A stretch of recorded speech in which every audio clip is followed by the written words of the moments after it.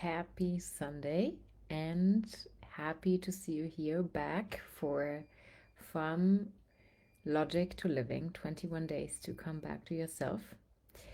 And yesterday we talked about moving based on trust, not waiting for evidence. So, because nothing changes while you're waiting for evidence, it really only changes in the moment where you decide to move anyway.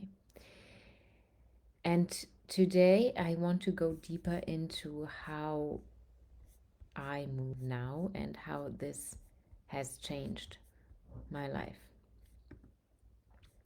I actually want to talk about building from energy, not pressure. So I don't build my life from pressure anymore, and that changed everything. So I know pressure very well. Pressure, force, pushing.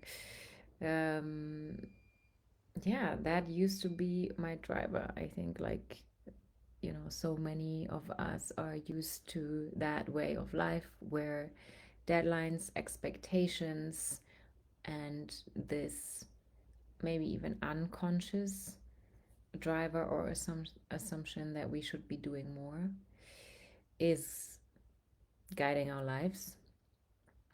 And it works. I mean, it does create results. It gets us to a certain point. It certainly got me to a certain point. And I mean, to a certain extent, I also could reap results from that or rewards, even, right? So, because I mean, my freelancing career, where I in the end only worked 3 days a week, but then made more money than working 5 days in my full time employment. I mean, part of it came because of the experience that I had gathered, the years before under this very in these very typical work environments that work on deadlines and so forth. So yeah, it worked, but it didn't always feel good. And also what pressure also means is that you're just doing something for an outcome. You're doing it to get. You're doing it to achieve a certain result, not because you want to do the thing. And that is also very different from, yeah, doing something that you actually want to do. And this already leads into how am I moving differently now? How am I building differently now? How am I living differently now? Now I pay attention to where there is energy, positive energy that propels me forward instead of resistance. So I'm no longer going against myself. I'm no longer going against resistance, but I'm using the energy that's there and I'm riding the energy. And that is a lot easier. And this doesn't mean that I'm doing less necessarily. Actually, it's quite the opposite. It becomes so much easier to do more because it is intrinsic. It's like riding a wave. It's like having momentum, right? It's you're basically propelled forward and you're not pushing against resistance where you like feel like you push something very heavy bit by bit by bit. Now it's more like you ride a wave. And this actually helps me to do more. And it's also related to what I talked about yesterday, how, work doesn't feel like work anymore and it feels very different. And this is also connected to what I shared earlier is that I stopped forcing outputs. I stopped over focusing on outcomes, but I also focus a lot on the process.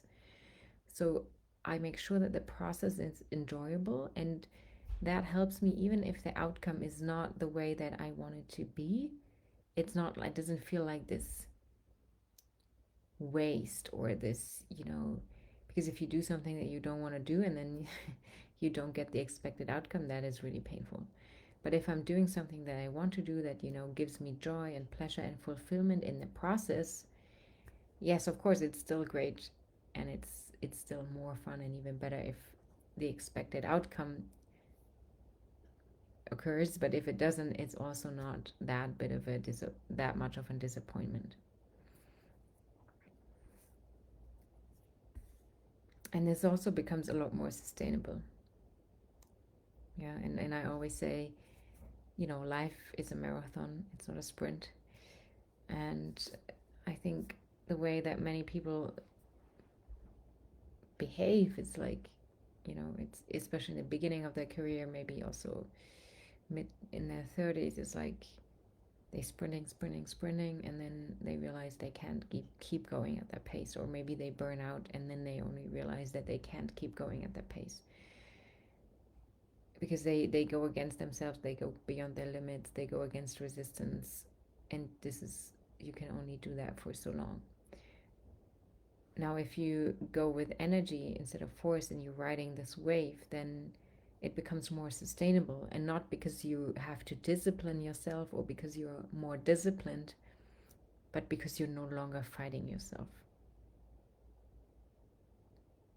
because you do what feels right for you, you follow what feels true for you, and you also follow your or yeah, it often happens when you follow your inner knowing that you get to this point. Okay, so what do we need for this? For this to work and for us to move in that way, we need to know what actually gives us this inner alignment, or this, what do you do, or what do you need to do that you no longer fight yourself? So you need to find out where you get these waves of energy that you can ride. And if you're done forcing and you want to build from energy more, the first thing you need to do is you come back into your body, out of your head, and you feel where your truth is clear. And that is when you quiet your mind and you come back into your body.